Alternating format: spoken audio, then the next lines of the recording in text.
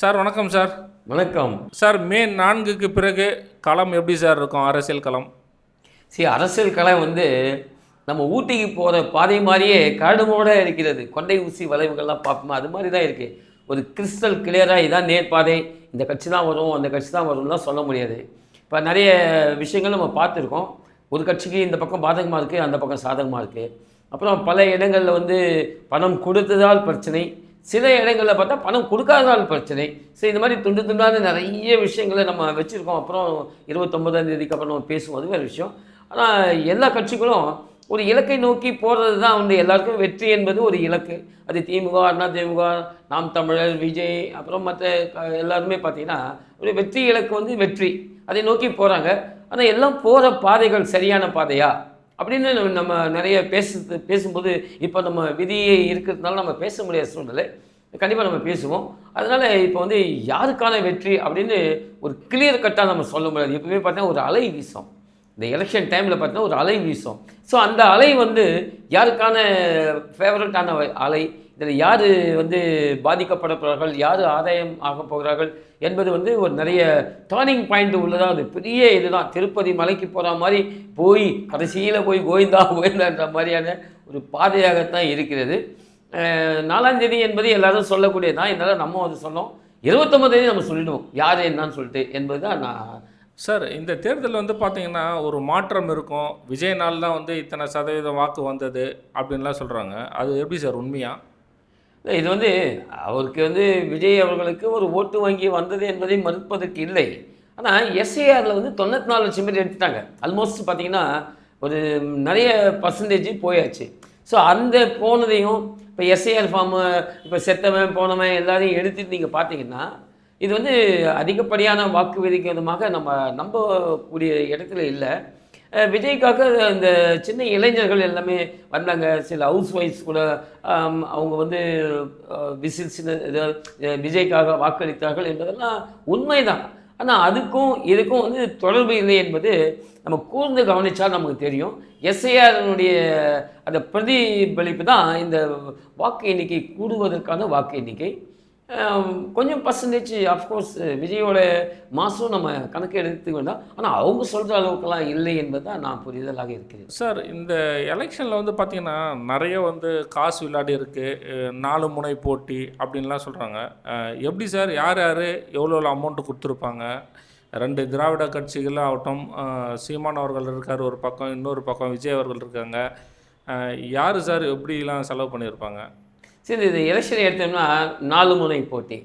ஆனால் இந்த 4 முனை போட்டியில் சீமான் அவர்களை தனியாக எடுத்துடலாம். ஏன்னா அவர் காசு கொடுக்கல. அவர் பேசுனதுலாம் என்னைக்கு அன்றைக்கி பேசினாலும் அது இன்னி வரைக்கும் பேசுகிறாரு. காசு யாருக்கும் கொடுக்கல வாக்குகளுக்கு அப்படின்னா அவர் கண்டிப்பாக இந்த 4 பாதையிலேருந்து ஒருத்தர் எடுத்துடலாம். இந்த 3 பேருக்குள்ள தான் ரியல் ஃபைட்டிங். எப்படி ஃபைட்டிங்னா, திமுக, அண்ணா திமுக இவங்க 2 பேரும் காசு கொடுக்குறாங்க. வாக்காளர்களுக்கு காசு கொடுத்தாங்க என்று தேர்தல் ஆணையத்தால் நிறைய கேஸ்லாம் பதிவு பண்ணப்பட்டது. அது இருக்குது. அது ஒரு பக்கம் போயிடலாம். ஆனால் இதில் ஒரு பெரிய வியப்பான செய்தி என்னென்னா, நம்ம விஜய் கட்சிக்காரர்களும் பணம் கொடுத்தாங்க. நிறைய இடங்களில் பண்ணாங்க. ஸோ அதற்கான ஆதாரம் பார்த்திங்கன்னா, விஜய் கட்சியில் போட்டியிட்ட நிறைய வேட்பாளர்கள் பணக்காரர்கள் தான். அவ்வளோ ஒன்றும் சாதாரண ஒரு ஏழைகள் இல்லை. ஸோ அவங்கெல்லாம் காசு கொடுத்தாங்க. ஸோ அந்த காசு கொடுத்தனால இப்போ வந்திருக்க ஓட்டில் பார்த்திங்கன்னா, யார் இந்த காசு கொடுத்து யார் இவர்களை கையகப்படுத்துகிறார்கள் அப்படின்ற ஒரு நிலை தான் அந்த வெற்றியினுடைய இலக்காக இருக்கும். ஸோ ரொம்ப கன்ஃபியூஸாக எல்லாமே பணம் கொடுத்துருக்காங்க. அந்த 3 அணியினரும் பணம் கொடுத்துருக்காங்க. சார், அப்புறம் என்ன சார் மாற்று? இப்போ திராவிட கட்சிகள் காசு கொடுக்குறதுன்றது அதை நம்ம காலகாலமாக பார்த்துட்டோன்னே வச்சுக்கோங்க. அதை ஒரு பக்கம் தள்ளனா கூட இப்போ மாற்றுன்னு விஜய் வந்திருக்காரு. இவரும் காசு கொடுத்தா எப்படி சார் மாற்று? இது கண்டிப்பாக மாற்றுன்னு சொல்ல முடியாது. அவங்க போன பாதையிலே தான் இவரும் போயிருக்கார் என்பது தான் அந்த அரசியல் பார்த்து நீங்கள் ரொம்ப க்ளோஸாக பார்த்தீங்கன்னா, மாற்றம் ஓகே, ரொம்ப நல்லது தான் மாற்றம். ஆனால் அவர் மாற்றத்தை போகவில்லையா இல்லை 234 அந்த வேட்பாளர்களையும் கணிக்கக்கூடிய ஒரு இது இல்லை, அவர்கிட்ட கட்டமைப்பு இல்லை. ஸோ அதனால் கன்னியாகுமரியில் என்ன நடக்குதுன்னு விஜய்க்கு தெரியாது. அதே மாதிரி பார்த்திங்கன்னா நம்ம தர்மபுரியில் என்ன நடக்குதுன்னு விஜய்க்கு தெரியாது.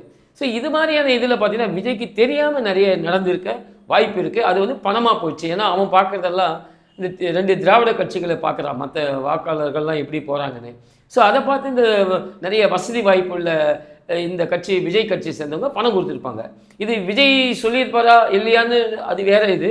ஆனால் அவருடைய டோட்டல் கண்ட்ரோலில் 234 தொகுதிகளும் இல்லை என்பது நமக்கு தெரியும். என்னன்னா பாருங்கள், எடப்பாடியிலே பார்த்தீங்கன்னா ஒரு வேட்பாளரே செலக்ட் பண்ண முடியாமல் சுயேட்சை எடுக்கக்கூடிய சூழ்நிலாம் வந்து, ஸோ அதனால் அவருடைய டோட்டல் கண்ட்ரோலில் அந்த கட்சி இல்லை. எனவே இது வந்து ஒரு மாற்று அணிக்கு போகிறார் என்பதை நான் நம்பலை. அவர்கள் பாதையிலே தான் இவரும் போகிறார் என்பதாகத்தான் நான் உணர்கிறேன். சார் பெரம்பூரில் கூட தேவைக்கா ஏதோ கொடுத்தாங்கன்னு கேள்விப்பட்டேன்.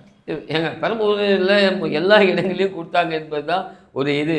பெரம்பூர் மட்டும் இல்லை, ஏன் ஆதவ ஒரிஜினல் கொடுத்துக்க மாட்டாரா? எல்லாருமே கொடுத்துருக்காங்க, எல்லாம் ரெட் ஹேண்டில் மாட்டியிருக்காங்க. ஆனால் அது எல்லாமே அந்த யாருக்கிட்டலாம் மாட்டினாங்களோ அதை வந்து எப்படி முறைப்படி கொண்டு போய் தேர்தல் ஆணையத்தில் கொண்டு போகணுன்றது நிறைய பேருக்கு தெரியாதனால விட்டுட்டாங்க. இனியும் இது வந்து எல்லா இடங்களிலும் கொடுக்கப்பட்டது.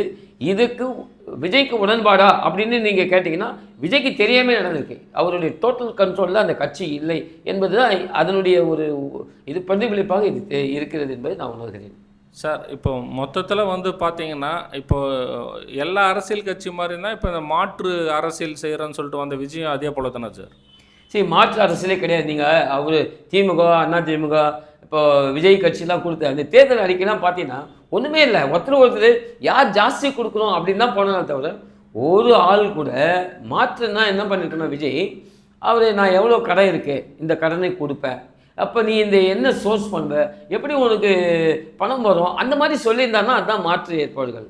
இது வந்து மாற்றே கிடையாது. திமுக சொன்னது, அண்ணா திமுக சொன்னது, இதையெல்லாம் அவர் ஃபாலோ பண்ணி தான் போயிருக்காரு.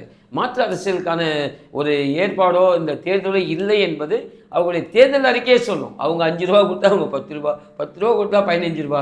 ஆனால் இதெல்லாம் நீங்கள் கால்குலேட் பண்ணி பார்த்தா பட்ஜெட்டே இல்லை, பணம் இல்லை. இது தமிழ்நாட்டில் அவ்வளோ பணம் இல்லை, கடன் கூட கொடுக்க மாட்டான் அடுத்த மாநிலம். ஸோ அது மாதிரி ஒரு சூழ்நிலைகளில் இவர் வந்து மாற்றாக இல்லை, அவர்களை பின்தொடர்ந்து போயிருக்கிறார் என்பதை தான் நான் இந்த தேர்தலில் பார்க்குறேன். சார் இப்போ அரசியல் களம் எப்படி சார் எதை நகர்ந்து போகும்?